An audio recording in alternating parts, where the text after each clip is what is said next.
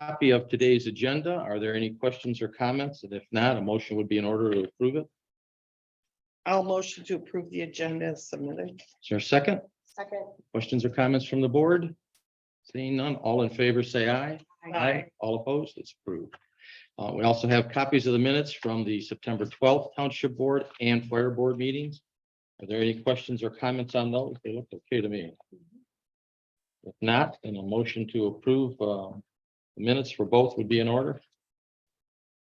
I'll motion to approve the minutes from September 12th for the fire board and the township board meeting Okay, is there a second to that? as submitted. I'll second that. Okay, I'm sorry, did I cut you off? I didn't mean No. to. You're gonna laugh. Any questions or comments from the board? If not, all in favor, say aye. Aye. All opposed? Okay, it's approved. Next, we'll move to the financials, budget amendments. Patty, I think you had some you wanted to cover I that. have one budget amendment and it's for the library because they up their fee for us Mhm. and we approved paying The it last First time you've month. upped it, I think, in 26 years that I know. The house. So, Yeah. yeah, so we need a budget amendment of $1,422.08. And I propose we do that and take it from capital outlay reserve.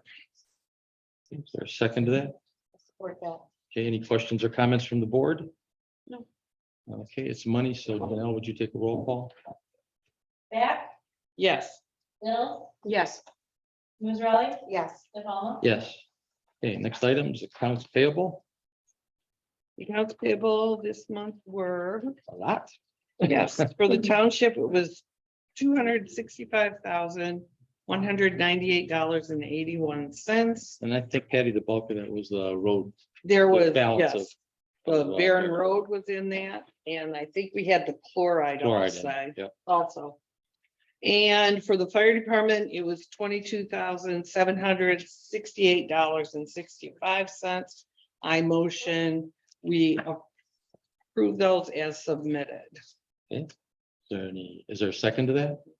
Second that. Any questions or comments from the board? Janelle, would you take a call on it? Bill, Yes. Musrelli, Yes. the Palmer. Yes, Back, Yes, okay. and then our Financial revenue reports.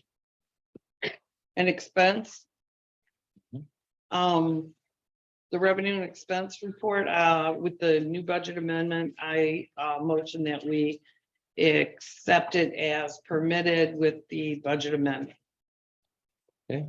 As submitted with the budget amendment. Is there a second to that? Okay, any questions or comments from the board? Just so we're together, could you do it on a roll call? Janelle? Musrelli, Yes. the Palmer. Yes. Back, Yes, Bill, Yes. Okay, next item is investment reports. Teresa? So you have an updated one that was at your place, if I didn't give you one Yep, earlier. no, we all got it. So this was as of last Thursday, the Oakland County local government pool has not posted interest yet for September. So again, there's a little caveat at the bottom of the column that says public funds subject to adjustment based on Oakland County totals. But I wanted to draw your attention to the 701 line because the auditor did suggest or actually mandate that we open a new account just for the ARPA funds. So you'll see that 701 common checking is separated now into two lines. But I do feel like Patty and I talked that ARPA is going to perhaps get a new number assigned to it. So it might not be 701, it could be some other number. Yeah, but that'll So- be easy because it's already broke out. It's already broken out and that, so yeah, that's the amount that is ARPA and it's in an interest bearing account, so it might make a few pennies. But it will need its own GL category in the future, so that might, that look maybe different. Okay. That's good. Thank you. Mhm. Any questions or comments from the board? All right, for information, right? So now we will move. The bill paying part done, we'll move to presentations. And today, I was contacted by Neil Greenberg. There you are. You can see from them. He's with Oakland County and working on their piece of legislation that's coming up on the November election where they want to pass a millage for transit in Oakland County. So what I'll do, Neil, is I'll turn this over to you to go through your presentation first, and then we'll probably have, I'm sure, some questions and Yeah. comments. Okay, definitely. Yeah, thank you for having me tonight. Here to offer some information and background, not advocate, but happy to be grilled.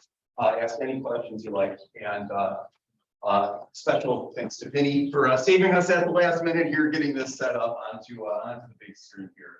So let's share it real quick. Okay, yeah. All right, and the board has hard copies, I do believe. Yes. Great. All right, thank you. All right, yeah. So thanks for having me tonight. We're happy to be a guest wherever there's questions about this, whether that's Holly or Hazel Park or points in between. So yeah, as the supervisor mentioned, there is a measure on the ballot, a question on the ballot in November for a county-wide transit millage. So let's go over that. Talk about the background and what it means for the county, and certainly what it might mean for Groveland Township. A little bit of the background on this. Of course, Oakland County, we're at last census about 1.2 million residents have changed, and almost 600,000 are in areas that don't have transit service open to the general public. That includes 60,000 plus seniors, 60,000 plus low-income households, almost 314,000 jobs that are not in reach of transit service. It includes major destinations like hospitals, universities, courthouses, a lot of places that are important for independence. Next slide, please. Thank you. So you can see here that there's a variety of services that cover Oakland County in various ways, shapes, and forms. There's also municipal credits available to the communities that you don't see shaded, and that includes Groveland Township as well as neighboring villages and townships.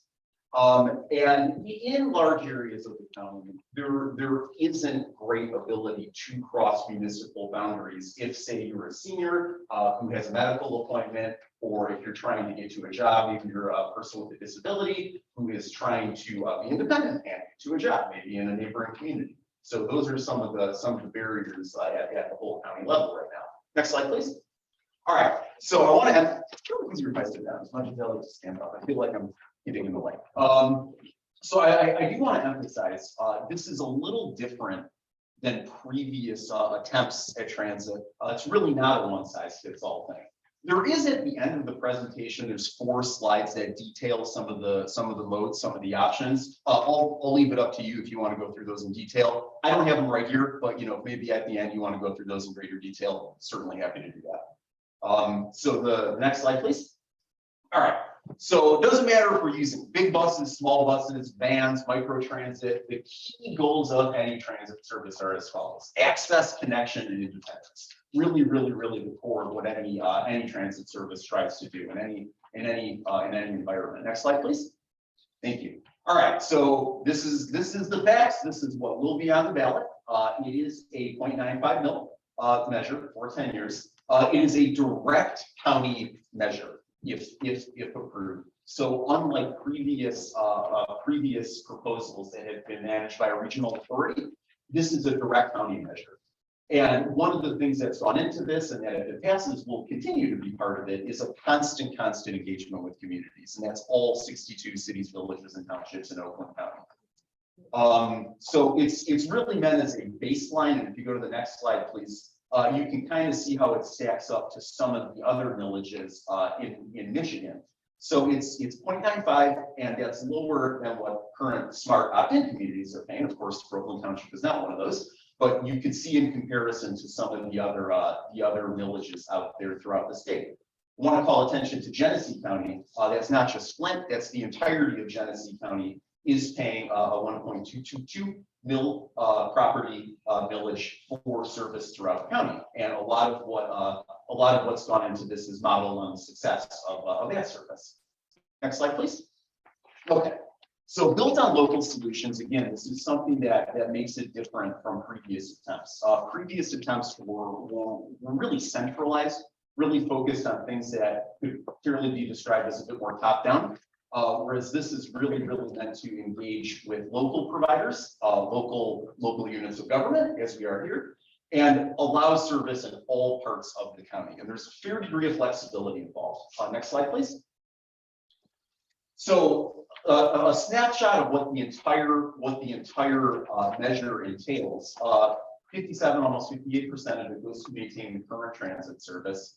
There is funding for capital capital improvements. A little sliver for administration that helps the county engage with communities and to report and to audit and to be accountable, and expansion. And nearly all of that goes to areas that don't currently have it, that don't currently have any type of service. So this really isn't meant to move money around the county. It's meant to expand service in areas that may not have these options right now. Neil, Yes, do you have any information at all on what would be proposed in Groveland Township? Cause, I do. That's coming up. okay, Yes. Okay. So in fact, this is kind of a countywide snapshot. You see in the southeast part of the county, there is more reliance on fixed route, big bus service schedule. And then in the shaded area, which of course includes Groveland Township, that's the more flexible micro transit kind of demand responsive type of service, particularly with seniors, people with disabilities, and even veterans in mind, but could feasibly be open to the general public. Next slide, please. And there's a reason this has a star in it, because it's meant to Is answer there a that reason exact that we're question. not on the map, actually? You are. Well, No, no, well, no, we're in the air. and- that Dave Woodward, just so you know, 2 months, the supervisors get together once a month for lunch. Mhm. 2 months ago, we had a bunch of supervisors at Orion and a couple of mayors. It was universally not appreciated the way this whole project's been handled, because nobody in that room could tell you that they have been involved in the design or structure of this at all. Okay. I asked Dave Woodward point blank, what would I be able to go back and tell my residents they would get for 0.95 mils? Because that's almost exactly the same thing we're all paying to run the township. And his answer to me, and this is as close to the exact quote as I can remember, well, you wouldn't get anything right away, not for a year, not for 2 or 3, maybe even 4, but eventually you should be able to tap into some of these services. We're going to be taxed, us that live here, a new tax for $252,000 that's going to come out of my personal pocket and everybody else that lives out here to pay for a system that the best answer I could get was maybe after 4 years or so, you might be able to get something out of it. And I had asked him, we have gone to people like Smart before, and Patty and I've had lunch with them where they were going to tell us the great things they were going to do for us. And not once has one of them ever gotten back to us with a proposal for anything, not one time. So we have a hard time feeling like we're part of this because none of us had input into it. Every mayor and every township supervisor at that meeting was extremely dissatisfied, and nobody could get a good answer on what's going to happen with this. This is a lot of new money to come out of a community that really has, I think, almost no need for this at all. Dave Woodward, the chair of the county commissioners, made the comment that I could go back and look at the census numbers, and I'm sure you have a lot of people that could use this. And I said, I really don't think so. We have 5,912 residents in the township. 18.5% of them are 65 and older. And I'm one of them. I said, the problem is we all live, for the most part, on very large parcels of land, several acres. And so we're used to getting around to doing the things. I do not believe there's a significant number of individuals here that are using it. And we've been able to handle what we need for our residents if they either go to the Ortonville seniors or the Holly seniors, which we support both of them with some money for them to have transit. So when you say one size doesn't fit all, most of the supervisors in that meeting all felt that we had transportation systems for our communities that worked for what we were trying to do. And nobody could tell us what we would actually get out of this, except trust me, after you pay on it for 4 or 5 years, which would be about $1 million, by the way, because it adds up to $252,000 a year for us. I think Holly's is going to be $360,000 a year, and Brandon's is a significant amount that we're eventually going to get something out of it. There's nothing in that proposal that Dave showed us that we could hang our hat on and tell any of our residents anything we're going to get out of this. heard, and that's part of the reason I'm here tonight, is, since then, that meeting was in August, if I'm not mistaken. Yes. So having heard that from a number of supervisors, from a number of elected officials, the idea was, yeah, so put some meat on the bones, understood. And the next couple slides here, home stretch, I promise, there's only 2 or 3 more, do describe exactly what comes with this. So if I can get through the last couple slides here, I'm happy to, happy to engage. All right, so in a community such as Groveland Township, especially kind of the way you're doing it now, with some of your residents going to Holly, some going to Brandon, Ortonville, the community-based, the micro transit, the small kind of on-demand service is really a good fit. So this is point-to-point service using small vehicles. It can get into some of these places that are on dirt roads, that are on larger parcels upon the request of a resident. There are designated zones for this type of service, which have not been fully finalized yet, because that's the kind of thing where if this passes, we will work with you directly to figure out what that looks But like. see, that's part of the problem. Everybody's concerned. It sounds like when we watch the news at night and we hear Nancy Pelosi say, just pass the damn bill. You can read it later and then we'll figure out how to do it. And that's exactly what's happening here. None of us had any input into this at all, not even one scintilla of input into it. And now they're coming back just before the election where none of this can be actually worked into the program, where we could say, well, we have some guarantee, and say, trust me, you're going to get something out of this. You'll like it. For $252,000 a year, I could hire a frickin' Uber driver to sit out here in the parking lot all year and take people around, and it'd still be cheaper. That's the problem. We all felt like this is a massive plan to take our residents' money and pump it into somebody else's coffers. And we're interested in, when we do something here, we try to come up with a plan that says, what can we do for Groveland that represents a good solid value for whatever it is we're buying or doing with the money? I'm at a Before we complete, take the money. and ask before we take the money. I'm at a loss for how this even falls into that category.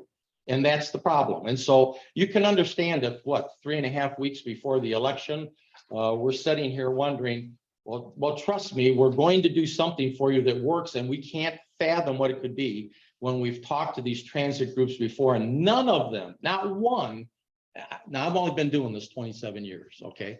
Not one of them ever came back to us and said, here's what we think we can do for you, because the issue is always, well, we don't know if we can go into Genesee County, because a lot of our people, their medical services are up at the hospital just up the road. They don't go south. It's just a completely different issue, and there's nobody here. We don't have a village per se in Groveland anywhere. That's why we support Holly seniors and Brandon's Ortonville seniors. None of that fits us. We feel like we're being forced as a square peg in a round hole. And trust me, it's going to be good and you're going to love it, but I can't tell you what you're getting. We would have had no problem at all with what you're doing if it had gone back and said, you have it designed like the current smart system where you can have an opt-out. We think if your people down in the south end feel it's necessary and they need those services because they're in a city and a lot of people can't get around in it, we think that's great. You can do that for them. It just doesn't fit here at all. And this is the first time that the opt-out has been denied in how many votes? Years. I mean, over 20 years. This is the first time that has been completely not an option. Can I ask That's you, fine. where do you live? What community do you live in? Me personally? Yeah. I don't know what kind. Oh, Me okay. personally. Well, I would say that out loud. But let's say you lived in Royal Oak. If we went to Royal Oak and said, we want to put a tax on you, and by the way, I can't tell you if you get anything out of it, what would you feel? Well, part of the reason I'm here tonight, I'd say most of the reason I'm here tonight, is to help answer that question. And these are slides that are in it that weren't on view when, during the OCATS meeting in August. And having heard those legit concerns, absolutely. I mean, you're being taxed, you want to get something out of it. That makes all the sense. So these couple slides, hence the big yellow star, mean to answer that question. So if I could ask you to go to the next slide, please. One of the things on here specifically, service and zones may extend into Genesee County, exclamation point. That's something we've heard. So, that's something that is specifically part of this. And again, there's not going to be much density for it because there aren't that many of us here, okay? And again, may be extended. So again, we're talking about, I want to tax you, you're going to start paying for it right now. Right. And somewhere down the road, maybe we'll actually give you something out of it. Did you not have a conversation with Jerry Fisher and Independence about maybe trying to guarantee some part of those funds went back to the community? For operation of their transit service. Yeah, Uh-huh. yeah, we've had. Okay, so and that discussion was basically, because I've talked to Jerry quite a bit on this. You give us $1, we'll see that you get at least a quarter of it back. I got to tell you, I don't know how an elected official goes to their constituents and says, we got a really good deal for you. We're going to put a transit system in. We're going to pay, and every buck we put in, we're going to get at least 25 cents of it back in some kind of value. Although it's not written in here, it's not guaranteed, but that's the principle that they're trying to go on. I can't think of a worse managed project if you're trying to be fair to all the residents in Oakland County than this one. And that is the reason why every supervisor there was saying the same thing, and a couple of mayors that were there. And the very fact that now you just think of this when you find out that a whole room full of township supervisors comes out and says, this is not what we're looking for. You didn't ask us. It doesn't meet our needs. We have programs that are all way more cost effective than what you were proposing that meet the needs of their respective communities. And then this comes out 3.5 weeks before the election. I just can't imagine a worse way to present something to a group of electorate and expect them to say it's good. And I could never, in good faith, if a resident said, what do you think about it? Say something good about this, because I can't see anything on it. Sorry, you're in the front of this. But you, I'm sure if you've talked to them, you're going to find most of them saying the same thing. This is extremely unpopular. And it's not a small tax increase. And it goes on for 10 years. So we're going to end up paying what, $2.5 million plus over the 10 years for something that I'm telling you, when I heard that, we'll go out and buy a nice limo and put a driver out in the parking lot, and it won't cost a quarter of that. So a couple things, and I'm not here to advocate, I'm here to inform. In terms of the return on it, with dedicated local funding, as this would be, that leverages state funding that's not available right now. It leverages federal funding that's not available right now. So one of the things that this does deliver to every community, including Groveland Township, is the ability to use some of that local dollars and leverage it, match it with state dollars. Act 51 dollars, infrastructure bill dollars. We could have done that with SMART if we wanted to, right? Right.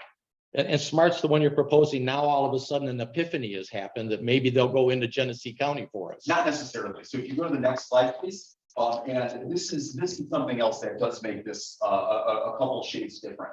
So previously, yes, it was a very smart, focused sort of approach. And one of the key things that makes this quite a bit different is the emphasis on working with local providers. There is a role for SMART in parts of the county where they currently operate. There is a role for some of these newer, smaller local providers like NODA and MODA OPC, of which Groveland Township is not part. And then, yes, we have Independence Township is a good example. They are running a small service right now. They work with Springfield Township. They're quite happy doing that. So there is a chance for them to use this funding to operate and improve their service as they see fit. And there's similar opportunities for all townships. But it is a huge increase in the cost compared to what they're paying for them now. You cannot come up with one of these scenarios where the community that's going to be tapped under this isn't going to be paying huge amounts of money beyond what they've currently paid for a system that seems to be working perfectly fine for them. It's not like we live in a vacuum. George is the supervisor here from Holly. He and I talk all the time, and we were both at that meeting. I mean, it looks like you're created a solution that still looking for the problem that it doesn't have.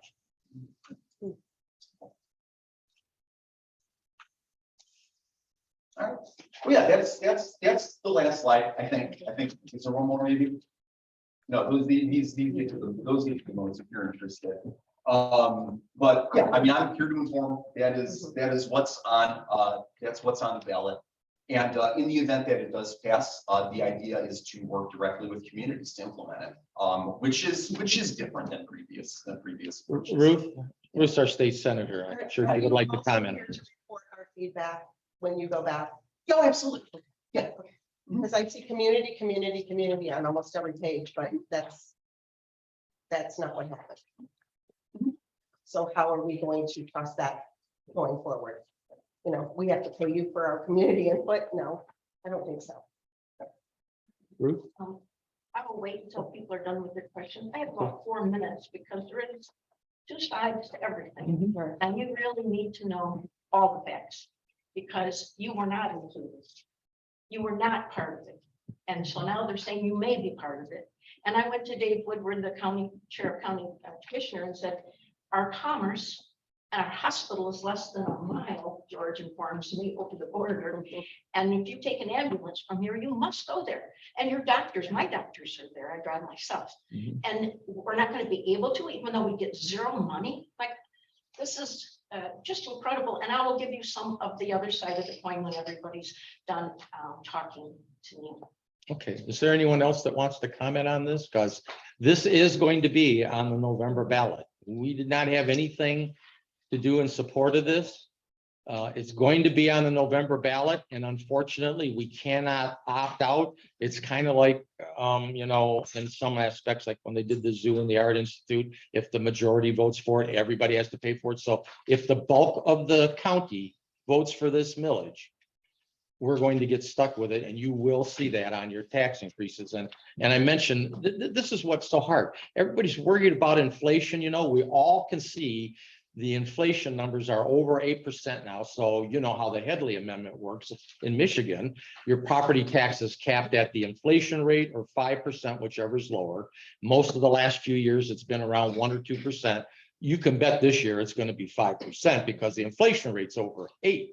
So we're going to get a 5% property tax increase anyway. And then this, if it goes through, will be another 0.95 mils, which is roughly almost the exact amount you pay for operating the township on your property taxes right now, on top of the 5% increase. And even if everybody in Groveland Township votes no on it, unless a whole lot of other people you know in the county vote no, we're going to get stuck with that tax. So if you have any questions, now's a good time to bring them up and let him take them back. I don't know if they'll do anything with them, but. Who or why did they take away the opt-out option? Yeah, the opt-out, the very first slide we had up there, and I'll focus on one of the stats, it's the jobs. There's 314,000 jobs in Oakland County that are not accessible by transit. So in the big picture, making sure that jobs are accessible, making sure that we're equipped to kind of mount an economic recovery here. How do we make sure that those are accessible? With the opt-out situation, those jobs will continue not to be accessible. So one of the inputs was to make sure that those jobs that aren't currently accessible, those lower income households that aren't currently able to use a service like transit, that they're able to take advantage of and ultimately save money. Right, which I understand, however, that opt-out should have never been taken off the board for communities such as ours. It's Holly here, it does, like Bob said, it doesn't service our community. We won't benefit from it. So if the city, okay, the people in the cities are going to vote on it, and it passes. We're Okay, stuck. that's great, we're stuck with it. Right, and what Groveland Township does get out of it is the micro transit and community-based service. So I think it said May. Your charge said May. Didn't say did, it said May. The current plan does not say that we will get. You know, we might in 4 or 5 years, maybe. May, but the current plan does not spell out what Groveland Township or Holly. And again, Or Springfield or Rose or. you can't come up with enough micro transit bus routes out here to justify the $250,000 a year we're going to be giving. I said we could put, I think the average Uber ride's about $40. We would be better off putting an Uber driver out here. So I would like to share that yesterday I got, and actually you're on this, I should probably show it to you when you click on the link, but the Oakland County Public Transportation Millage adds hundreds of millions of new property taxes, expands an outdated transit system that no longer serves our county's needs, and prevents any community from opting out, all while not providing a specific plan for how the funds will be spent. This was a text that I received, and normally I don't look at them, but I did click on this link, and it's called stoptaxingourproperty.com. And it's a very well put together site. It's short, sweet, and to the point. So I'd be happy to share that with anybody here who would like that as well. But yeah, again, I hope you know that you're on there and quoted. I'll show it to you too. But yeah, this is beyond frustrating. I have a question, Sure. Neil. So I know you have this chart that shows Oakland Transit is 0.950 mils compared to, you know, the other communities and so on, but Based on 20. it also shows that, you know, you've got 30% of this allocated funding for expansion in the future. I'm just wondering, based on like the total taxable value of each of these areas, maybe this is a smaller millage, but is it generating the same amount? Or how did you come up with, how did the commissioners come up with 0.95 mils as opposed to something like maybe 0.3 mils or 0.5 mils, or, you know what I'm saying? Like, Yeah. how was that number determined? That's a good question. So. We thought so at the supervisors meeting too. I'm sorry? We thought that was a good question at the supervisors Yeah. meeting too. The ingredients that went into that were what's currently going to the SMART system in the areas that fund it, and that's about 32 million a year. What's currently running the NODA and WODA and OPC systems, which are pretty heavily used in their communities, and that's about 5 million a year for those. So with that, when looking at the rest of the county that aren't part of SMART, NODA, WODA, or OPC, how could we use the balance of the funding, millage funding, to serve those areas where you don't currently see any color shading? So that's specifically what went into that. And a couple of things, and if you on the plan that does show the shading in some of the routes, thank you for keeping up with me jumping around here. There are areas right now, let's go to like Novi and Rochester Hills, for instance, which don't have SMART service. So some of what went into calculating that number would be on a job-intensive corridor like Grand River. I know we're not Groveland Township, but I'm trying to answer what went into it. On a job-intensive corridor like Grand River, on a job-intensive corridor like Dixie Highway, like Lapeer Road, like Rochester Road, what would it cost to operate service to connect those jobs and those residents? So of course, a route like a line like that, it doesn't make sense in every part of the county. So you're right, you don't see lines in Groveland Township because you don't have corridors like Rochester Road and Grand River. You don't. I echo what you say, a square peg doesn't fit a round hole. So where you see that shading, that's that micro transit and flexible service that can connect you at a higher level to your neighboring communities and even to Genesee County. I mean, having heard that, knowing that Holly is very close to Grand Blanc, to Flint, that matters. Flint MTA, I mean, they do some really innovative stuff. And with more local funding from Oakland County, there's an opportunity to expand that and erase that border even further.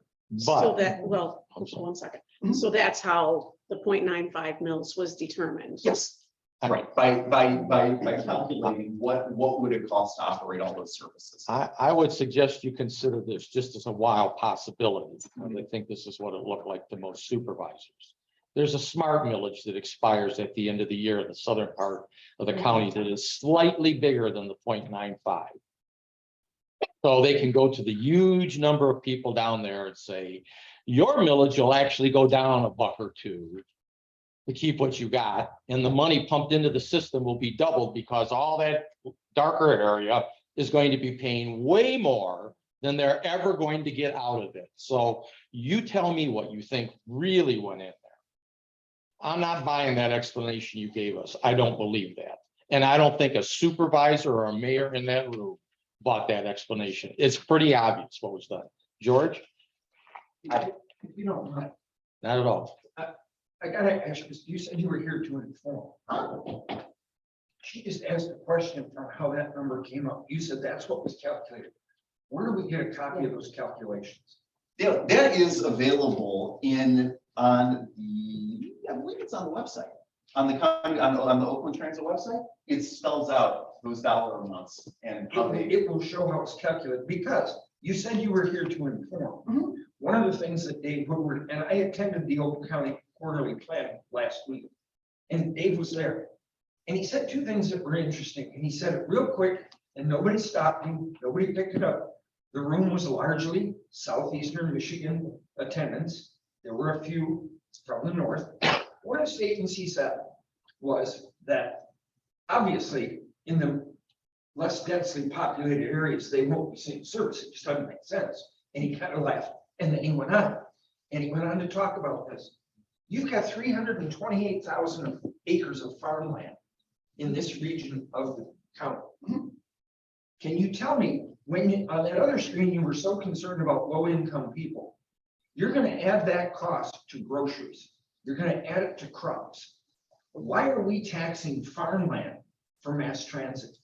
Where are your statistics for the needs? Not those numbers you've gotten off of the census, but if you go to the data, the national data system, mass transit has dropped in usership by 39% over the last 12 years, 40% since COVID came in. Since COVID's behind us, the president said it's over, but since COVID's behind us, it has increased by 1%. Why are those things in there? If you read the article that was published by the Mackinac Center, it talks about more people are working from home. Those jobs no longer require people getting there. More people don't want to travel because of safety. Crime rates are up. They don't want to be part of mass transit. There are people that don't want mass transit because of the germs and the contagious and all that other stuff. There's an interesting question behind that that's never amounted. In order to talk about what you're informing people, we would also almost need to go screen by screen, and as you explain the screen, stop you, and then discuss some of the things that you spew as information as we would counter those. Because the truth isn't here. It's made to look pretty. But Bob and I have been in those meetings, we've talked about it. Holly will pay $384,259.62. You talked about sharing transportation with Holly, the village of Holly, the township of Holly, the township of Rose. We have Smart Bus. You said we don't have it. We do. That money comes from federal. We all pool that money together. Currently, the system's at about $47,000. We take people to Genesis Hospital for kidney Dialysis. I'm sorry, medical term, but for kidney dialysis, we take people to doctor's appointments, we take people to grocery store, to the drugstore, and so forth. Those numbers aren't talked about. Dave Woodward said that this will replace 3 villages. And Bob, you're right. 0.95 will replace the current 0.97 Yes. village that's in the southeast corner of the county. The other 2 villages it's going to replace is 0.1.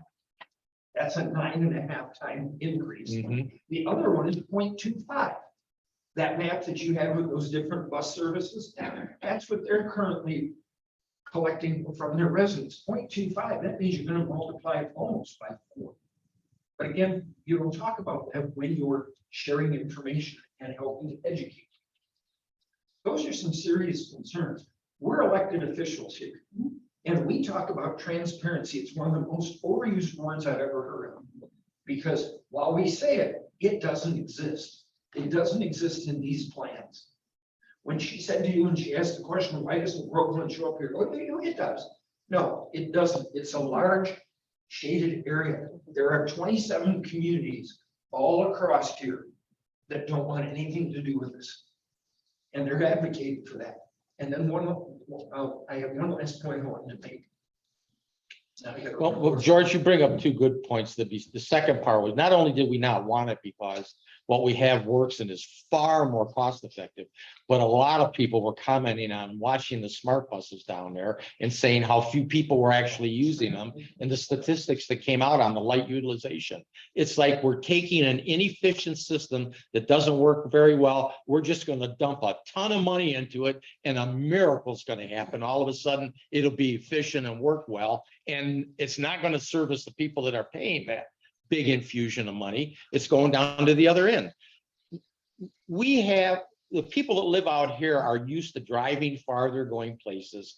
And when he thinks we use that service to the extent he appears try to say we are, he's wrong. We don't. Out here, people stay on large acreage parcels, and when they feel they can't live in that environment anymore, they just don't want to take care of the acreage and stuff, they end up moving to a condo somewhere or someplace else. We don't start saying, my God, I can't get to town. I gotta have a bus come and pick me up every day. It just does not happen out here. Or they call their neighbor. Yeah, it just does not happen that often. We're being forced to pay for something that we don't want, don't need, and won't work for us. That's really what it is. It doesn't seem to be being utilized now. I don't understand where that comes from. I was gonna ask you, why did Auburn Hills, who opted in, try to opt out? They had a letter originally that told them they could opt out, Good point. and they got a letter correcting that. They actually went to court and were told they couldn't opt out. But why did they want to opt out? Because Oakland University is right in the middle of Auburn Hills. That's one of the big calls for mass transit. Auburn Hills wanted to opt out because they realized for the service they were getting, for the users they had, they could do it a lot more affordably for a lot less money. Now you turn around and you're going to shove it down everybody's throat. Those are some very concerns. One of your screens on here said that you were going to communicate and sit down at the table and talk to the communities. You forgot to tell them that at the 11th hour, the county commissioners met at 4 PM for a public hearing and then quickly moved to throw this on the ballot. So everybody would be caught off guard. So it would be hard to organize any argument against this before the ballots go out. I was quoted in the newspaper saying this is absolute theft. And I'll stand by my statement. Thank you, George. Ruth, did you want to comment? I would just like to sit over there so I can. Oh. There's plenty of room. Questions are done. Okay, is there anyone else that wants to ask a question about I would this? just like to make a 4-minute presentation Okay, on some of the data that, and some of the questions that were asked that I don't feel like were answered. okay. Does anyone else have any comments or questions you want to make? I mean, you really, you need to talk to your neighbors and friends about what's coming, because this is on the ballot. We can't stop it now. And if it passes, we're going to be paying it, okay? So you need to be aware of that. Okay, Just real quick, what's the average cost per household? Average cost for a household valued at $200,000 is $95 a year. yeah, that's, by the way, that's less than the average home in Groveland Township. Right. Yeah, 3 years. It's about $9 a month for the average What was assessment. that? The average house in Oakland County will start out at $156. The average home here is about $250. The average home in Oakland County will be $156. To go back to what George said about Auburn Hills, I do want to say, I do not want to give up any local control that we can possibly keep on, because at least we can have these kinds of conversations locally. Obviously, it says that they talk to us and they're going to talk to us, but it's not happening. It's too big, it's too anonymous, it's too out of control. I want local control to the best of whatever we can keep our hands on. There's a huge difference between talking to somebody about a program you want to put together and getting input, Mhm. as opposed to telling them it's coming. Right. And that's exactly what this is. We're good. Right? Thanks. Thank you, Neil. Thank you. Thank you for having me. I do appreciate it. You never want to hurt the messenger, right? No. Yes. I won't take it personally. No. Good. I think I should. That's okay. It's not meant personally. I think the county board of commissioners should take it very personally, because what they did is probably the worst thing that I've seen in the almost 32 years I've been elected. And it's horrible. But first of all, my name is Ruth Johnson. I'm currently the senator for this area. I served on the Oakland County Board of Commissioners, and I was just trying to add up all the years of what I've been. I think it was 24 years ago.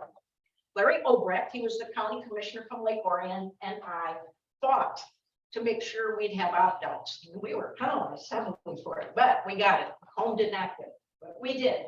Why in Groveland, where you have less population, 3 times less, per square mile than Grayling, would you pay for line haul? By the way, when somebody says, don't you take some social responsibility? Yes, half the bill for line haul, we're all paying in our state and federal taxes. So don't think you're not already paying, you are. We give away 90% of our municipal credits and keep 10 for $6,000. Groveland Township make sure every person that is disabled or a senior, and they don't even ask to prove anything, they get a ride point to point. You know what this is? Bob just told you, $250,000 plus a year from 6,000 to this just Ludicrous. horrible. The math, I'm not great at math, but that's horrible. And there's so many things about this that you need to know. First of all, I did want to show the telephone book that I get at my house. I live south here in Groveland, Genesee County. That's the phone book I get because that's the region we're in. We're not in the Detroit region. Our commerce, our hospital is just less than a mile over the border. Our doctors, my doctors, probably some of yours. I get a Genesee County book, but I'll be expected, as all of us will, to pay a bill. So what Larry and I did is get a resolution that passes every 4 years. And what it did is it allowed that an authority, it was called the 196 authority, to first of all go to our local boards and say, would you like to opt in? And then let those people vote. But I wish Dave Woodward was here. I really do. Dave Woodward withheld this year. He didn't tell anybody. That was his job as the chairman of the board of commissioners. I've served with Dave and been friends with him. But he withheld this. It was a conniving way to make us all pay a bunch of bills for a plan that's not a plan, it's a concept. A concept that doubles their income for SMART, but they changed their name, they'll dissolve SMART. And now we're going to be in a region. And I can tell you as a state legislator, there's only 2 Republicans left, myself and Jim Runstead.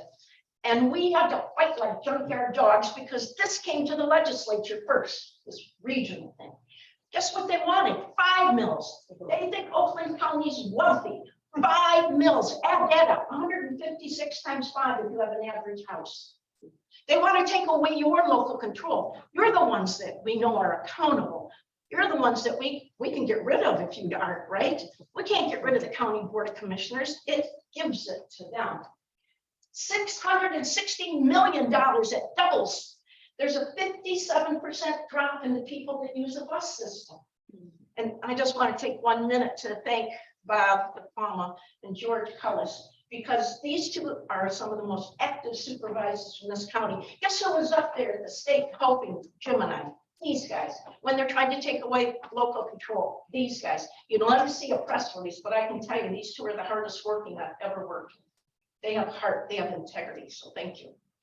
If it wasn't for them, I'm not sure where we would be right now at the state. There is this notion that if you have it, they should take it. Our zip code, 48442 Holly Schools, I'm in it. We're 38% Alice poverty.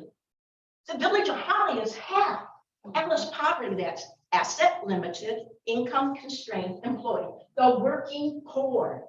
So we're going to tax the working poor that can't pay for good food, can't pay for their prescriptions. They often take them every other day.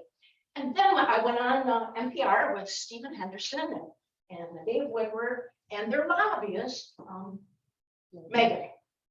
And she kind of rounded it out. Don't I take social responsibility? Yes, I do. Why should the working poor pay for something they're not going to use? And it's going to be on property taxes. In 1978, we voted in mass to raise our sales tax from 4% to 6%. Wasn't that amazing? But we made a deal in that vote. You may not tax groceries from the grocery store. Why? You have to have food. We're going to lower your taxes on your homes. And then we're going to cap it on everything. You can't have more than 5%, like Bob said. We might have, our houses might be worth 10% more, but we can't go up. Only up 5 is the maximum. We traded 4% to 6% to get the monkey off our back on our houses, on our restaurants, our businesses, our manufacturing. This is a direct violation of what we thought, what we voted for what should be. You should never tax people out of their homes. And when I went to the county board of commissioners, this young man, he says, well, nobody's ever been taxed out of their homes. I was the county clerk, registered deeds for 6 years, and we had the second largest, only since the Great Depression, of people losing their homes.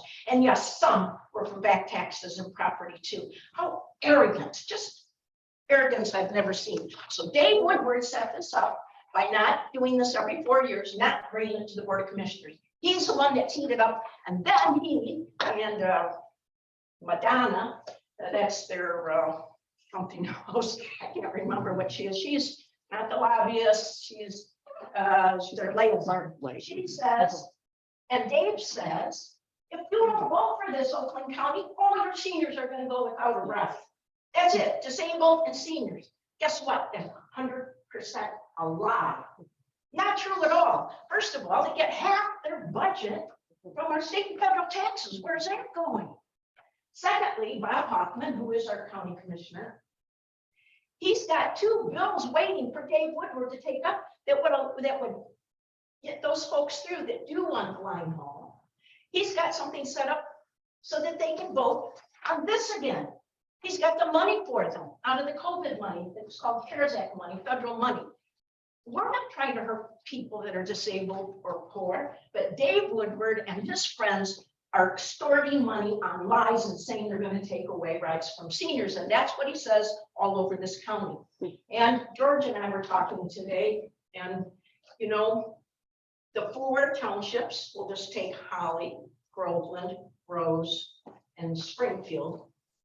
We have a population in Oakland County that's almost 1.3 million. Our population is 38,000. That means we have 3.5% of the vote. 3.5, but we'll be sending all that money. Can you imagine? These guys have rides for every senior and somebody that's disabled in Groveland that needs it for $6 grand a year.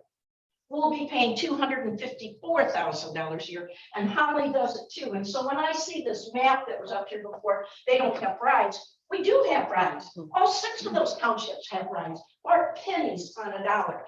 And we have people that are transparent, and we have people that are accountable, that make decisions for us. So I just can't tell you how disappointed I am after getting the opt-outs as a county commissioner with them. Larry Obrecht started what's called ODA, that's Oakland or Oxford, Addison, and Orion townships. And my township, your township, they did the same thing. But you know what they did it on? The GF, General Fund. These guys are so frugal, they didn't start a dedicated millage like OPC did, and ODA and NODA, which is just a group of townships together. They did it on the existing money. They run the whole county on 0.9, or the whole township on 0.95%.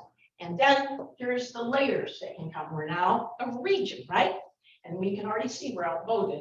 And now they wanted us to pay for all the museums and then these cultural things. And then you can't believe the wish list that they've got. And they have not presented a plan, not one plan, a concept.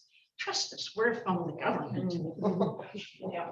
I tell you what, we're all in the same storm, but we're not in the same boat. And the 32 years I've been elected, and I was a citizen activist and publisher in the township for years, I hate to say how many, 45, I think, altogether. I've never seen such disregard for people. I've never seen such an arrogant way of trying to extort money from the taxpayers on their property. They're not even showing us what they're going to do. So you make your own decision. I've already made mine. We are all in the same storm, but we're not in the same boat. And that doesn't show what each vote will get. And it doesn't tell you how there'll be layers and layers. And we will get outvoted for whatever it is. And we are not considered a strong area for votes because we have a low population. And I'll just liken it to one more thing and then I'll stop. In America, we believe in democracy. It's very important. We're also a republic. It reminds me sort of, if you move on a street and there's 10 houses and you work hard, you drive an old car, you do whatever you can to save money, and you decide to put in a pool for your family, and you do. And the other 9 houses get together and they vote. It's the majority. We get that pool every other Saturday. We voted on it. Most of us agreed with that. This is not much different.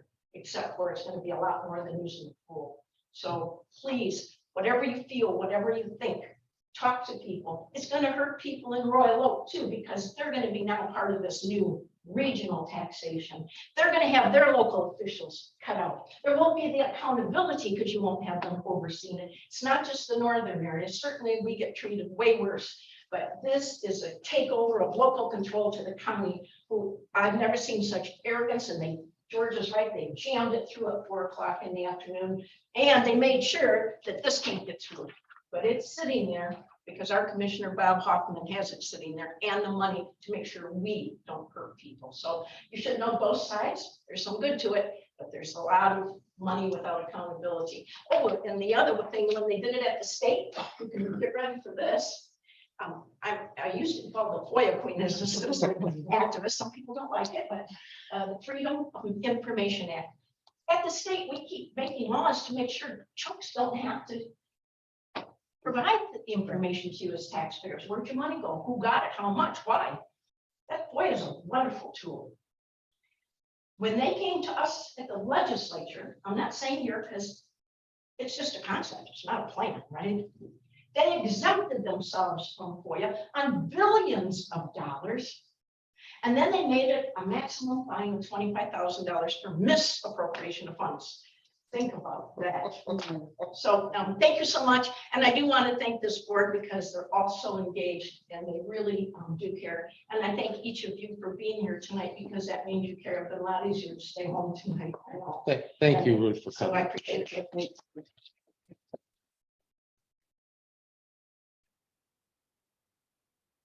Well, I hope everybody thought that was enlightening. We have nothing under public hearing or unfinished business, so we'll move to new business. Oh, and look at this. The first item is to discuss Oakland County Public Transit millage resolution.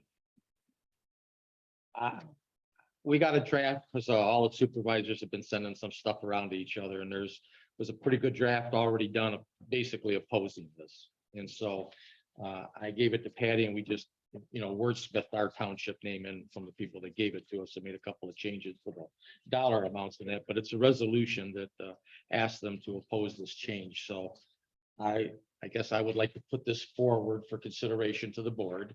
If there's anybody that feels that way that wants to second it, I would welcome it.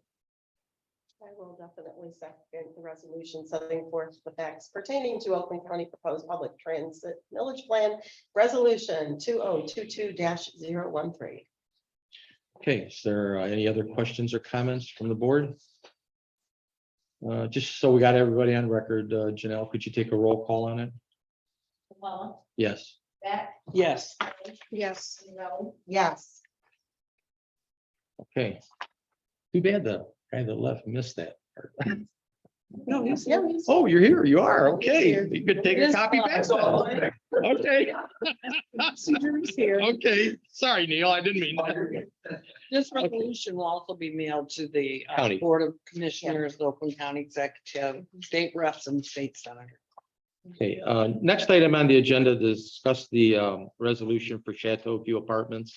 I don't know, Eagle lately seems to be going to anybody that has their own water treatment or sanitation treatment, like a mobile home or an apartment complex. And I don't know if they lost their records or what, but if they don't find the original record that said the township didn't want to take care of their water system or sewage system, they want us to do another resolution for it. So this is that little apartment complex in front of Mount Holly, where there's about 5 units, I think there, 5 little buildings in front of Mount Holly that are rental units. You probably never noticed them, right? And saying that we don't want to take care of their well system, which we don't. And we don't do it even on the mobile home parks because they're a huge source of sucking money out of communities. You never get them until they don't work, and then they're always $1 million to fix. Okay, so this resolution, Patty, you got it from them. Do you want to say anything more on it? No, is it that your motion? Yeah, my motion is we approve the adoption of the resolution indicating we don't want to take care of Chateau View Apartments water system. I'll support that. Okay, any other questions or comments from the board? Jill, if you would just take a roll call on that one too. Beck, Yes. Bill, Yes. Cosarelli, Yes. DePalma, Yes. Okay, this next one has been, it's like a fine wine. It's been a year in the making. Most of you know that we're trying to develop the township property over by the Task Force One Mavis Blue Building there. And one of the big advantages we think we have is that the people that might want to be in that development will want to be able to get to the ORV park and not have to necessarily load the vehicle on a trailer every time, trailer it over there and then load it on a trailer and take it back. So we think there's a good opportunity to get some manufacturers that might want to do test and tune to be tenants inside the industrial park. So to that end, we have been trying literally for a year with consumers to get the rights to use the easement to the old Warden Road that runs behind Consumers Power, you know, that service center that's here on Dixie. The Warden Road used to run through there, down through the township's property, and then it comes up on the other side of Grange Hall Road as Warden Road again. Well, it was abandoned back in the 80s because the mining company that used to own the property wanted to mine right through. So everybody abandoned the road. Nobody's done anything with it. It makes a perfect access to get from our property where the fire station and the Task Force One building is to be able to get to the ORV park, or if they have to leave to go north down Dixie Highway. We have been trying to get this for a year, and I have to say Senator Damascus has been just a huge help on getting this through because he apparently knows a couple of VPs at Consumers Power. The first thing they did was say, well, send us your request and send it with $1,000. We sent it with $1,000, and about a day later came back and said, denied. So we went back, and Matt Damascus helped us get to the right people. And finally, after months, we've gotten the language to exactly where it needs to be. And what you have in your package is the exact language that's been approved by Consumers after about 4 trips back and forth to allow us the easement for that. And we've already supplied them with a letter that says our insurance company indemnifies us for anything that would happen, and them, Consumers, because they still own the land under the easement. And we need to get this signed. And we need to send a check. This is another good one. Consumers wants $4,000 to process the easement.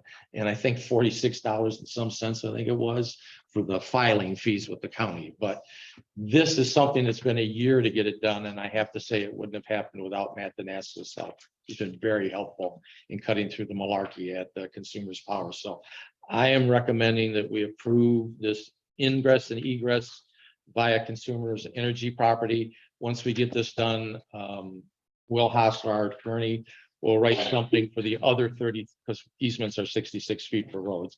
The other 33 feet of it is either on Barry Bass's property, which obviously he's going to benefit from it too, and Tri-City, the company back there that's got the truck terminal for maintenance, and they will benefit from it because they use it to get into their terminal building. So we'll be taking care of that little stretch of road, and we'll get their documents on this as soon as we get this one processed. So my motion is to approve the easement as submitted from Will Hassler for the ingress and egress via Consumers Energy.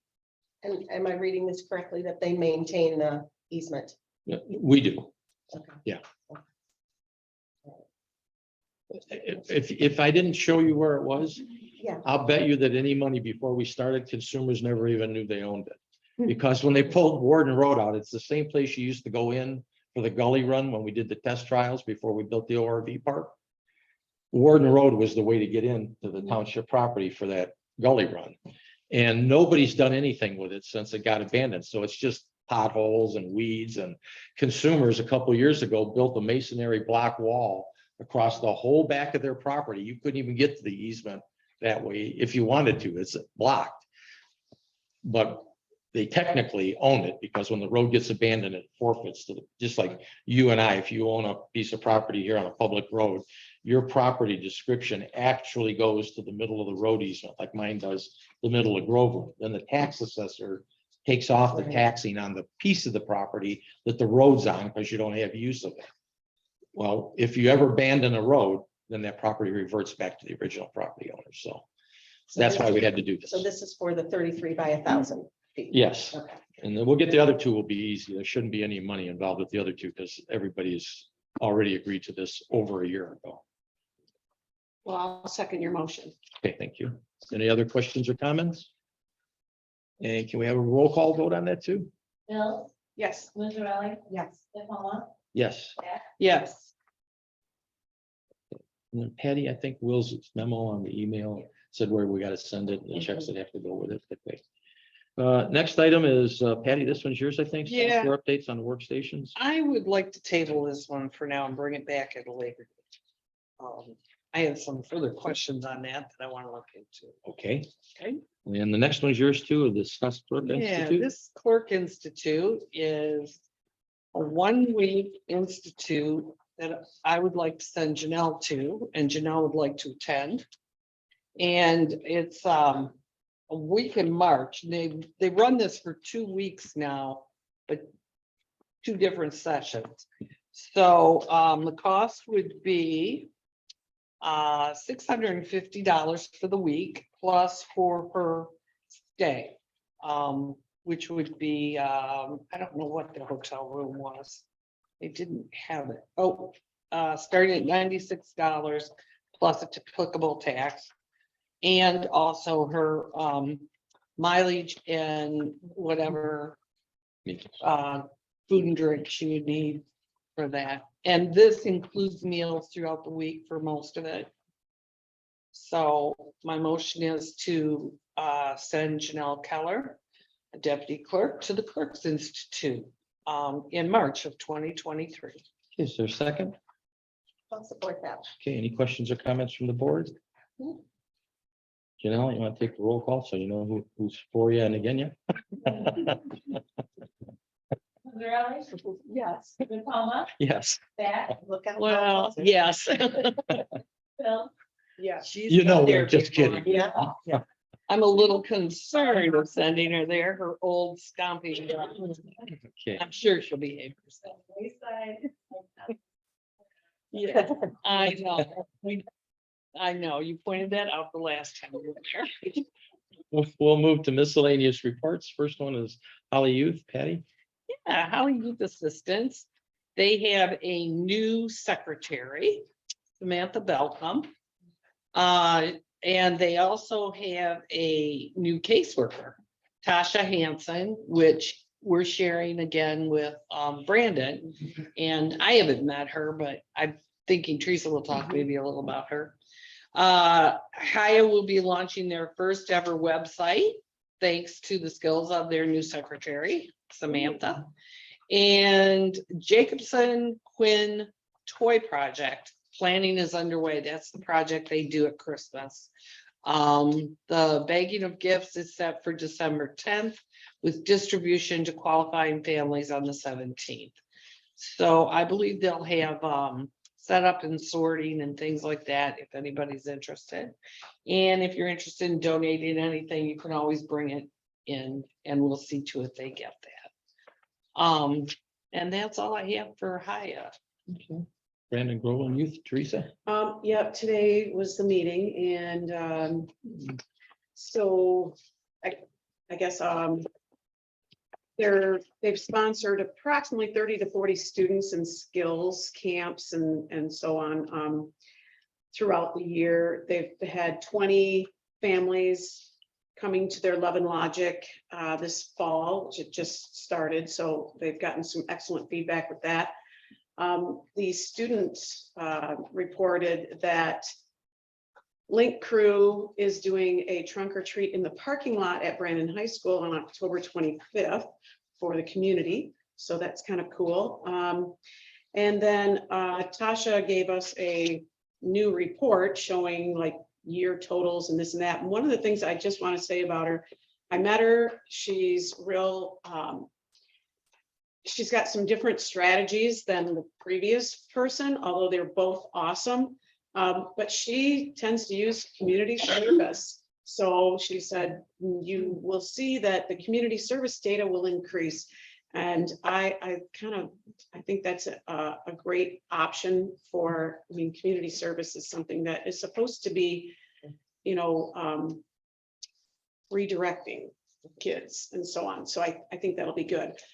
She also mentioned that mentors are needed. So if there's people in the community that would like to mentor some students with, that have been referred to the Brandon Groveland Youth Assistance, there's a whole mentoring program. You get trained and so on, and you have to pass their mentoring, I guess, aptitude test, skills test. So anyway, that they're always in need of them. And so I think that's the highlights. Again, their website is always up to date, and their Facebook page has all of their important information up to date as well. Okay, thank you, Teresa. Jim's not here today, so there won't be a planning commission report on it, although I think some of you are here because of the festival, and I'm going to cover that at the end here, so you know what's going on that. BZA, Gina, was there anything? No meeting. Okay. Patty, you want to cover clerk? Yeah, so on election day, the office is going to be closed as we've done normally in the past. That's November 8th. Close of registration is October 24th. After the 24th, you can register in person here at the clerk's office, and you can also register on the day of election. Also, there's if you'd like a absent voter ballot, call the office to request an application, and we'll get it sent out to you and get your ballot. If you walk in, we can issue your ballot the same time you fill out your application for a ballot. The ballots were mailed out on last Thursday, the 6th. So if you send in an app and you don't have a ballot by the beginning of next week, give the office a call and we'll take a look and see what's going on. Ruth. A comment. Yeah. We had a presentation tonight on something that's on the ballots, that maybe they'll do stuff, and the ballots have already gone out. Mhm. So it doesn't give you a lot of confidence. And the ballots have to go out because Yes. of the federal law, the MOVE Act for military. So I Yes. appreciate that. I'm not faulting you No, no, at all. no, I know. I'm just saying, how can you come now, as Bob said, 3.5 weeks before an election, An officer. Say. and start to try to negotiate? Everybody- By the way, he has no power to negotiate. That's Bob Hoffman. Told me something. He couldn't be here because he was at the Groveland Township. We Bob is our county commissioner. don't hold it against him. Thank you. It's a very good- Bob is the one that has everything set up, so no senior will have to go without a ride. Should this ballot initiative, this transit initiative that raises the $660 million without a plan, should it fail? 66 million. It's 10 for 10 years. So 10 years, you're We right. both went to We our went to the township. townships. So so we did can George. tell. I'm gonna tell you something here, but they won't take up my resolutions. They referred them to committee, and one of them was supposed to be on the Lago Legislative Affairs and Government Operations thing. Mhm. I called Woodward. No, we're not taking it up. It'll confuse people. So does the truth.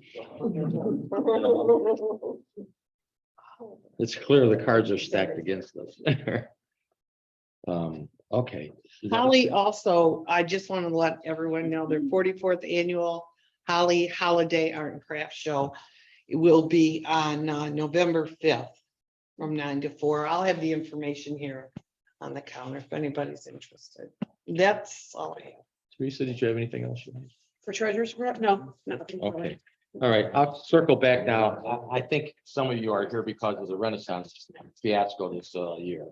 Let me tell you what's happened on it. When we started this, we had meetings starting last October. And we did basically what the state police and the Oakland County Sheriff recommended, along with a number of other changes that we thought would make it better. I think what clearly happened here at the first 4 weeks worked pretty good, but they usually do. It's the last 3 that's a mess. And then this year, the last 2 were a real disaster, especially the last week. They had completely filled up their entire parking capacity by 3 o'clock, both of them. And here's what I'm sure all of the planning commission and I thought we made very clear. There's a 2-mile marker on each side of that festival that says 2 miles to the festival. the agreement was when you get to the 2 mile marker, if you can't clear that up in a few minutes, you're to close the gate and send people down the road. What I think they actually did, and I still have to circle back with the sheriff, I think they said, okay, the facility's closed, and everybody just kind of parked on Dixie Highway for about 3 or 4 miles in each direction. And I had made arrangements with the state police and Buyers Towing to have tow trucks here for the end of the festival, because that's usually when the illegal parking starts up. The day that we had the horrendous parking on Saturday, the 6th weekend, there were, I think, at least 100 cars parked on Dixie Highway. And I had 9 tow trucks here. And the first car that he hooked up, I found out a state trooper came and said, and supposedly the sheriff said, you don't pull any of them away, just let it go until tomorrow. So the next week we had buyers come by with a couple of trucks again, and he hooked up one car, and a state trooper told him no. And I said, you're kidding me. I've talked to the detachment commander. I've talked to the lieutenant over them. And on Saturday, I stopped at the post because I would go to the festival like 4 times a day on the weekend to see what the traffic was like. I stopped at 10 o'clock at the station, and the trooper was coming out. I said, hey, just so you know, we're good for towing, right? And he said, oh yeah, we got a couple of emails. Everybody knows. But apparently nobody told the sergeant on the afternoon shift, which is the guy that sent buyers away the second time also. So I had to get a hold of the detachment commander at home on the weekend and tell him, you need to call the guy up and tell him we're towing him away under the township's authority and our ordinance. I don't need your trooper to write a ticket. I just got to get the damn cars out of there. So that was a fiasco that I have a hard time understanding, because I met with buyers and the state police before those weekends, and I checked on it the day of the second bad weekend, and it still got screwed up. I think what actually happened here is, while they did make some improvements, I don't believe that they implemented what the planning commission told them with the intent the way it was supposed to be. And so when we started this, our attorney said, look, you just can't close them. There's not a judge that's going to do it. But to get some tooth in what you want to do, you have to show that we've tried to get something done. And then we have to go and get a circuit court judge to agree to whatever the conditions are, so that if they violate them, you have grounds to get it closed. And I think what happened is, by the 7th weekend, it was very clear to me that the festival had significantly more traffic than it normally gets, because the parking lots were full. They called me and said, my lot's full on Saturday at 2:30. And I think it was about 3 o'clock on Sunday. And if you check the line on it, there were probably at least 3 miles of cars each way, which I estimate is roughly 1,500 to 2,000 cars. So the festival would need roughly 2,000 more parking spots to be able to handle that bigger crowd.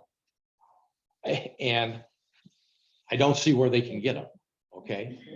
So I think, and we also had an engineering company, Fishbeck, who was recommended to us, that is very good at analyzing traffic for special events and stuff. The festival only wanted to hire Row Engineering. It was obvious to the planning commission and me that when we were going through the meetings, the Row contacts had no idea about the festival, had never been to it, didn't really have the background for evaluating it, and that's why we made them hire Fishbeck.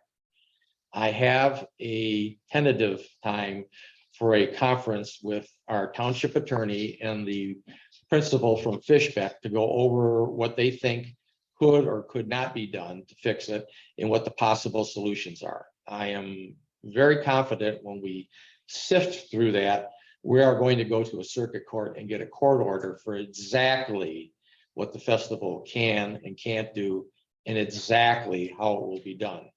For example, we told them when the festival's full and the traffic's backed up, you put up signs telling everybody it's full. They put up, the festival's full, sorry for the inconvenience. Well, I think we all saw what happened. They just parked on Dixie waiting till some cars could come. She put it on their social media, the gates are still open. Yes, right. She did the first The time. gates are still Yeah, open. and they weren't supposed to. So Is It's it, a lovely traffic jam on Perryville Road.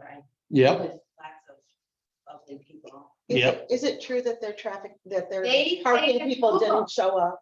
It- That's Okay, no. Google cheerleaders and not Oh, even an excuse. All right, no, I just wondered. I just wondered. That was. They- That was an they- excuse last year. They tell me it's Google. Everybody on the road Oh. tells me it's Google rerouting them and telling them to take Perryville Road. And if you look at Google, it shows traffic backed up in both directions Mhm. and it turns the roads red. And it shows Perryville Road is this nice place where you Yeah. can go right across the street Wow. and get right into the parking lot. But you know what happens? All of these problems, all of them that we have, because it was the same way on Van Road, it was that way on Trip Road. It took me It was that 3 way weeks on to Laring find Road out. all the way through Holly, because George and I have talked this morning about it. It's clear, all of the problems actually emanate from, they can't get them into the parking lot fast enough, and they don't have enough capacity to park what they get offered.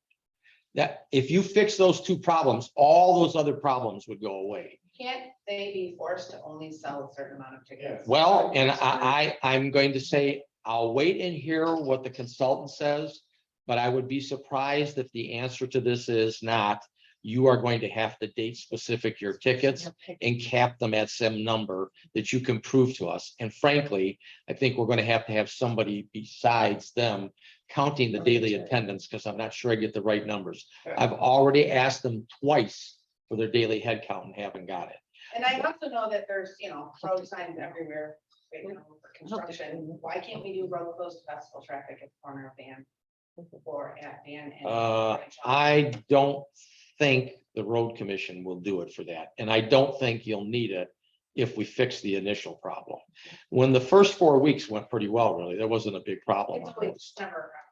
That's my point. When it's 18 or 20,000, when it's 18 or 20,000 people, the festival works fine. So if you fix the problem of too many people going on a day, and you fix the problem of not enough parking slots to put the people that do come in there, all those other problems go away.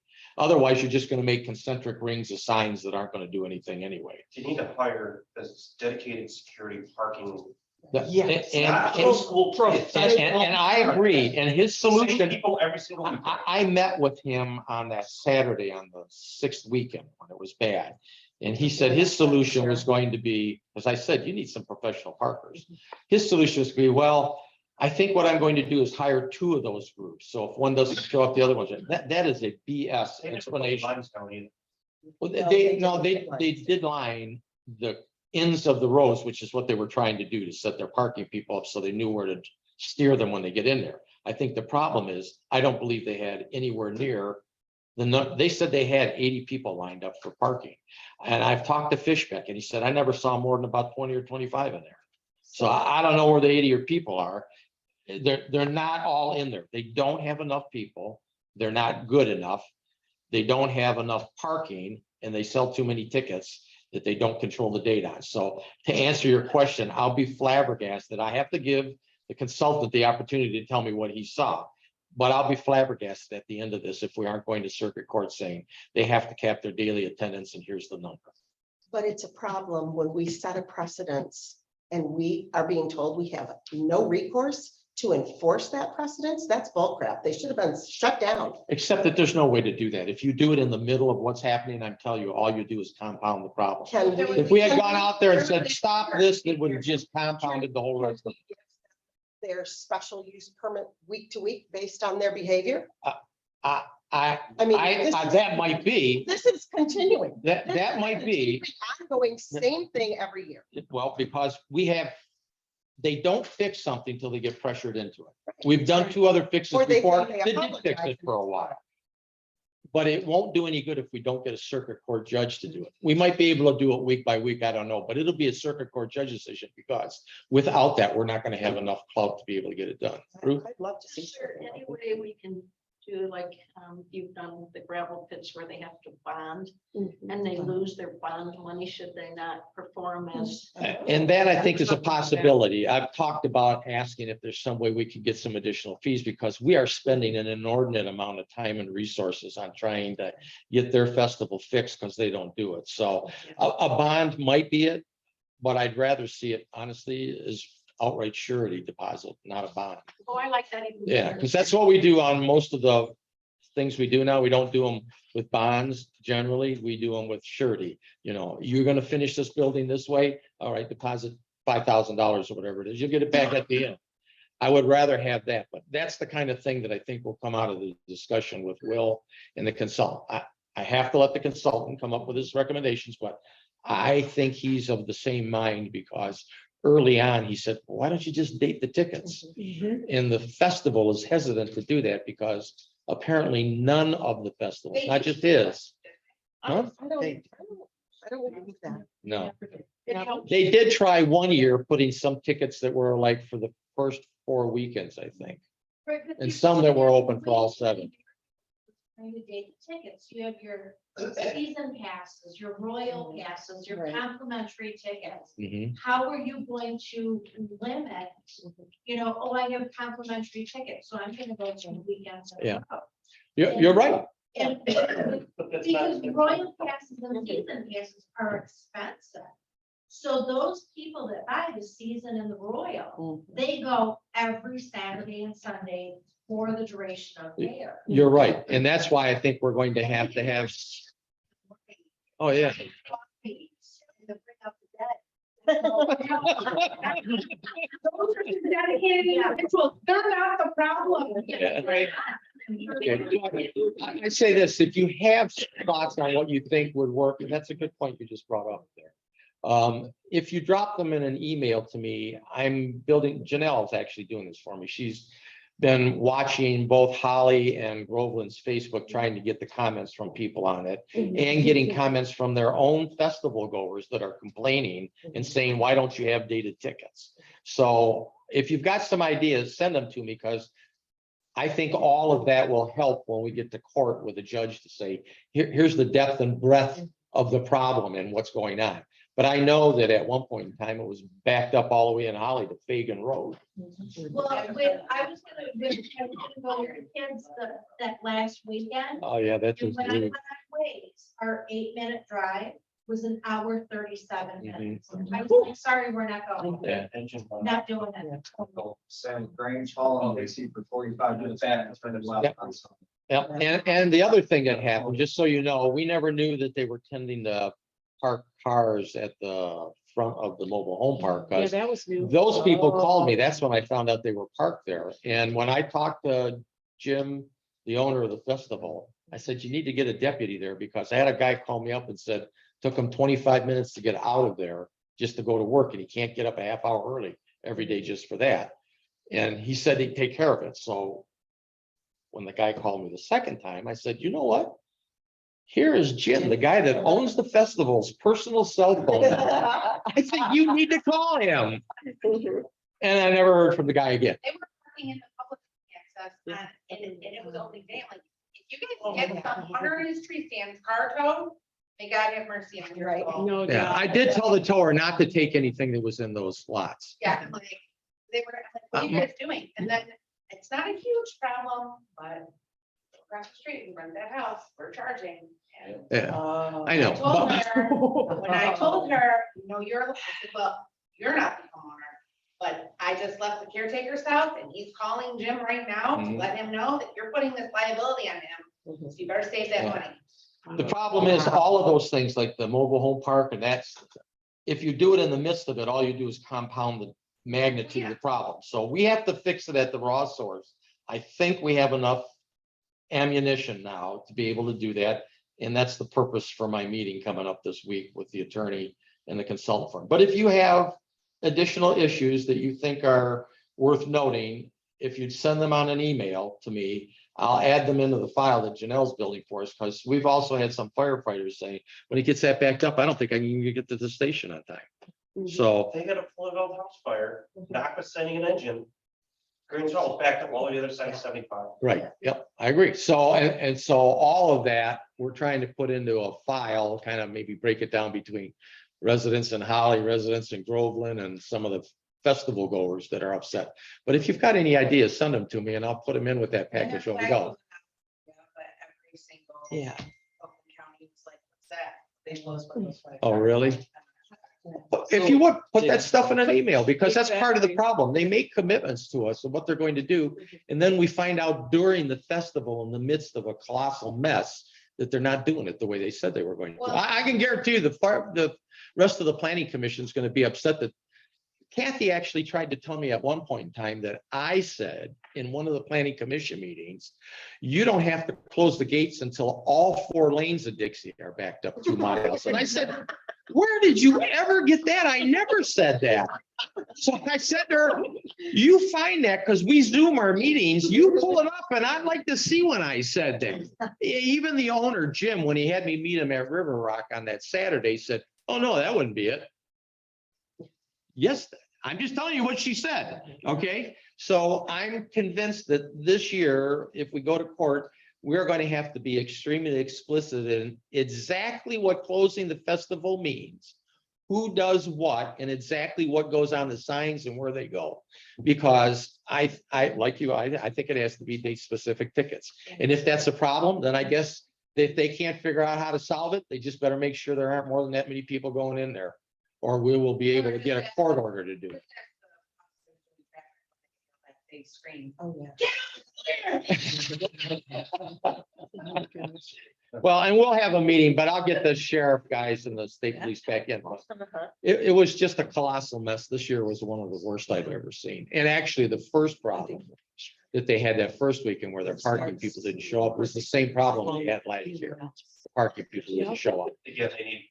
They need a professional parking. That's right. And they need a lot of them to move them in there fast enough. I'll be honest though, I don't know if there's even the capability to put enough access points in there and enough people to clear it out of the road right away. And that's the problem. To the 106 at 10 o'clock in the morning.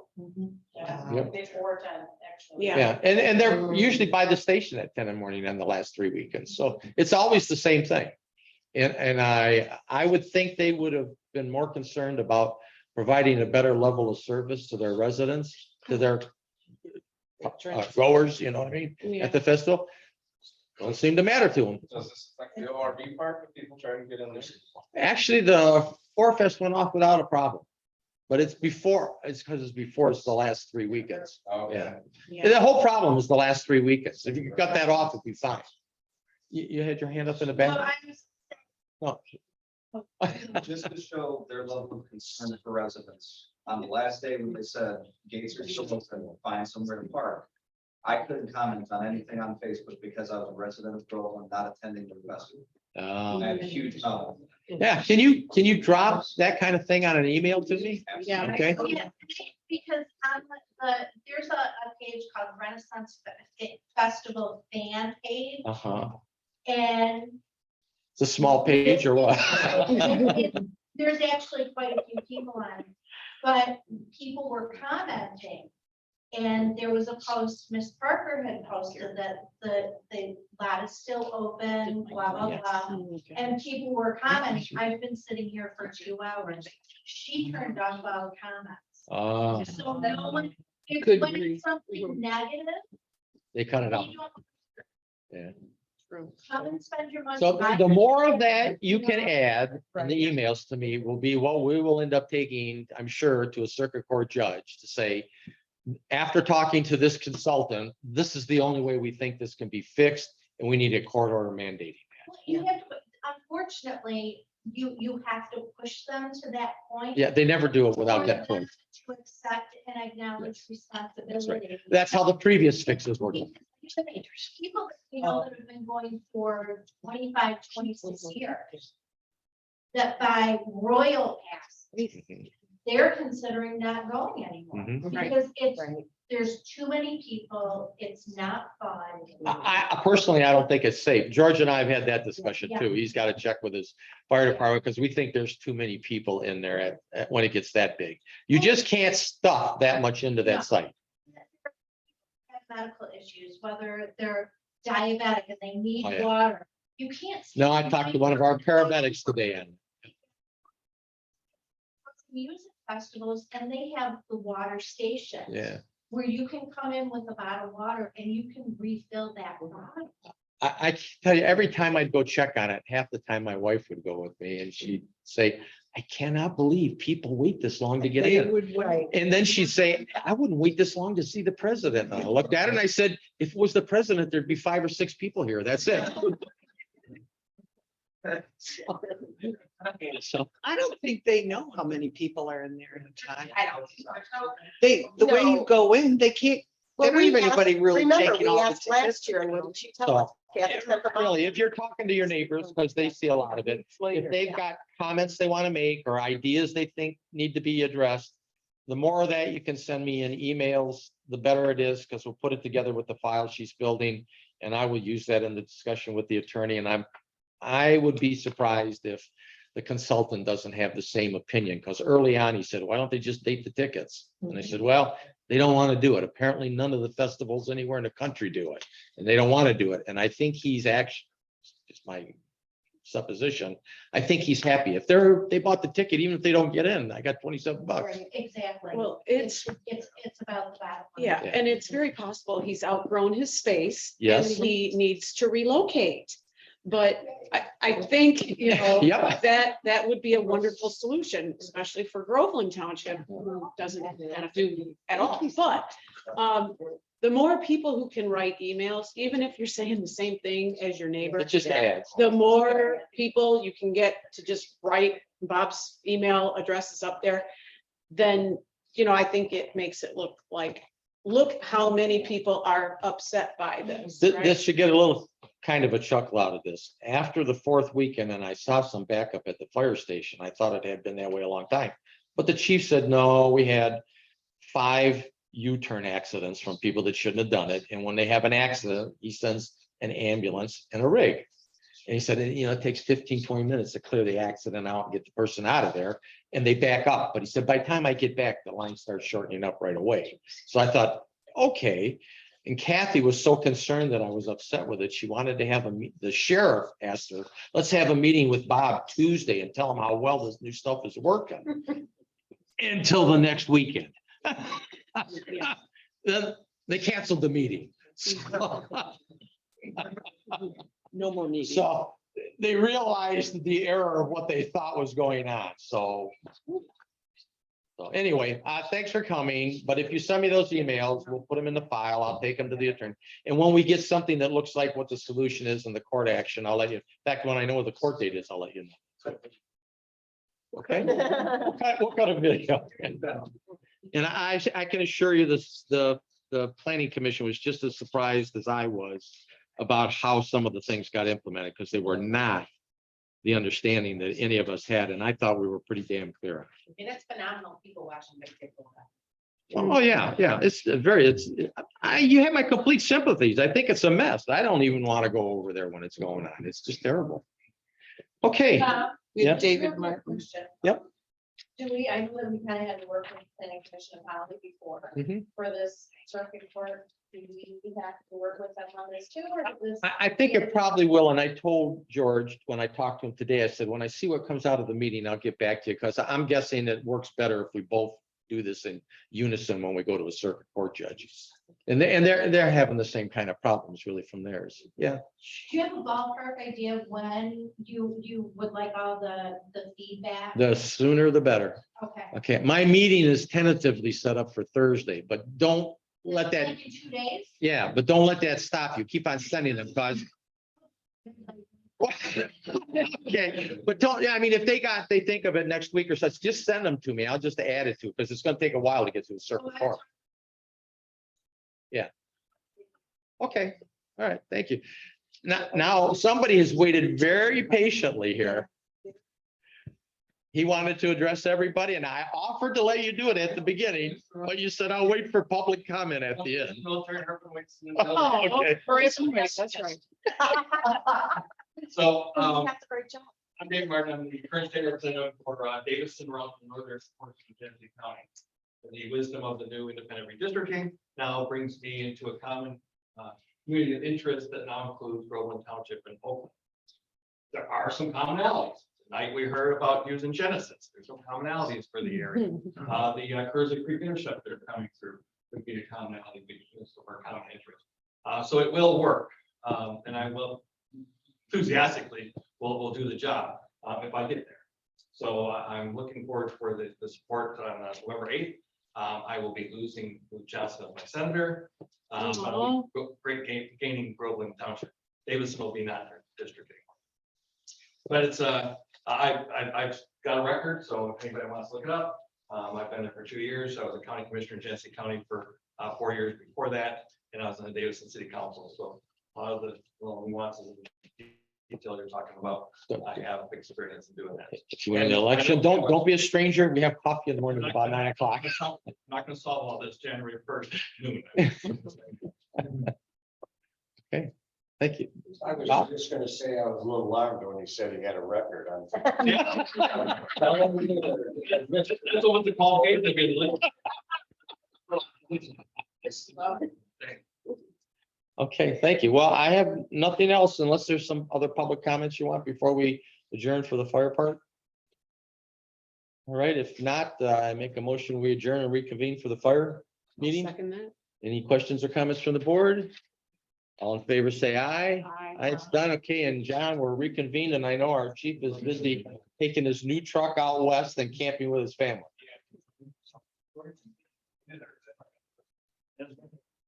Oh. John. Thank you, Neil. Thank you, Bob. I appreciate it. Thanks for having me. Thank you. Thanks, Patty. Teresa. Thank you. Thank you for having me. I mean, because it's on the recording. I don't even have the fire board meeting. Does anybody have?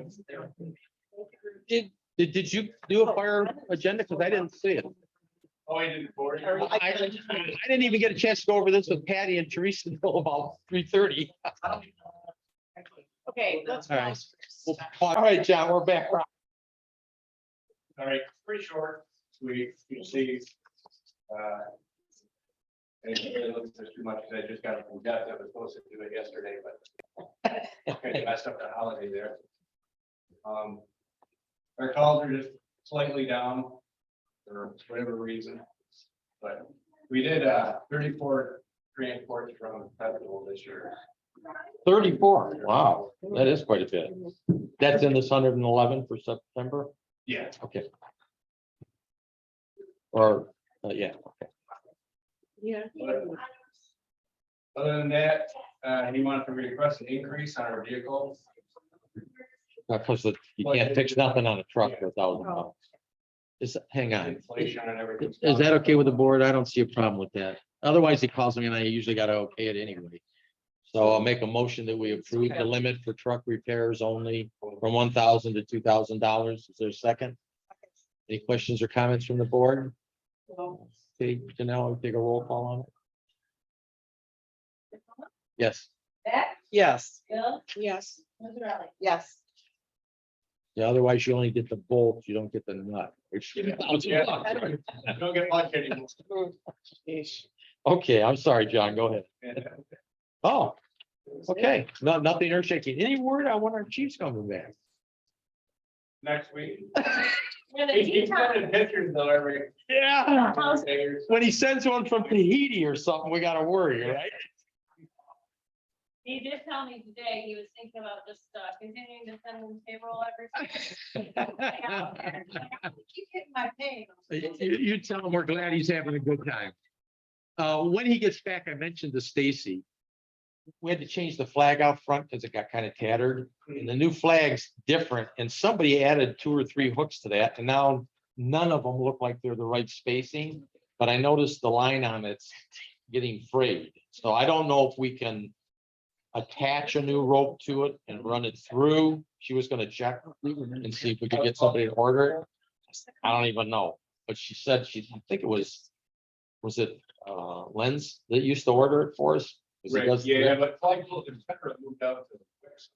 Yeah, I just did your new address. Just so you know, she's supposed to be checking on it, because I said I don't know if we can attach anything to the old line and get it to run through the eyelet at the top. Yeah, no, 'cause it's small. If not, we need to bring the ladder truck so you'll be able to feed it through and we'll put the hooks in the right places. Okay, I just wanted to let them know. Just gotta check it. Okay, anything else? Good. Motion to adjourn is in order. There's a second. I'll second it. Any questions or comments? All in favor, say aye. Aye. Thank you.